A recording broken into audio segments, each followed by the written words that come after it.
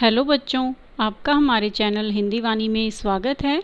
पिछले भाग में हमने पढ़ा था कक्षा 7वीं की पुस्तक बाल महाभारत कथा का दूसरा पाठ का नाम था भीष्म प्रतिज्ञा।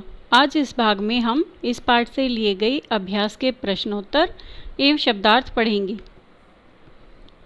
शब्दार्थ हैं प्रफुल्लित, प्रसन्न, तरुणी, युवती, वियोग, अलगाव, विलीन, गायब, बलवती, मजबूत, याचना, मांगना, नागवार, असह्य, उद्विग्न, परेशान, कुशाग्र बुद्धि, तेज दिमाग वाला, व्यथा, पीड़ा, सारथी, रथ हाँकने वाला, अटल, न टलने वाला, अप्रत्याशित, जिसकी आशा न हो, विचलित, अस्थिर, आजन्म, जीवन भर, पूज्य, पूजा के योग्य।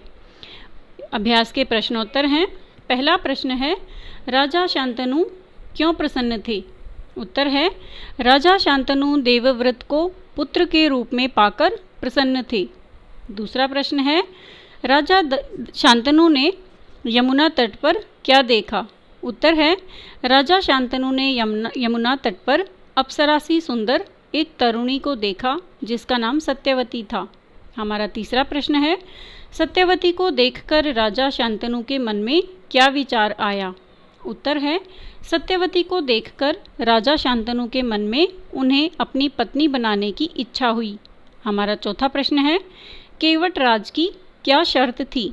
उत्तर है, केवट राज की शर्त थी कि राजा शांतनु के बाद हस्तिनापुर का राज सिंहासन सत्यवती के पुत्र को मिले।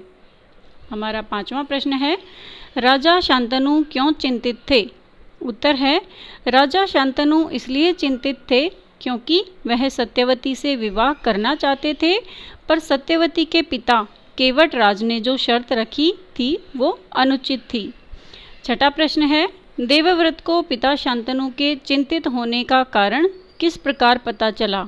उत्तर है, देवव्रत को पिता शांतनु के चिंतित होने का कारण उनके सारथी से पूछताछ करने से पता चला।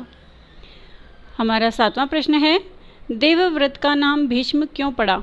उत्तर है, देवव्रत का नाम भीष्म इसलिए पड़ा क्योंकि उन्होंने आजन्म ब्रह्मचारी रहने की कठोर प्रतिज्ञा की थी।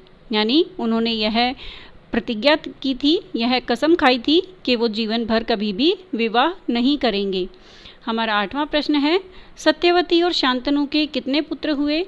उत्तर है, सत्यवती और शांतनु के 2 पुत्र हुए, चित्रांगद और विचित्रवीर्य।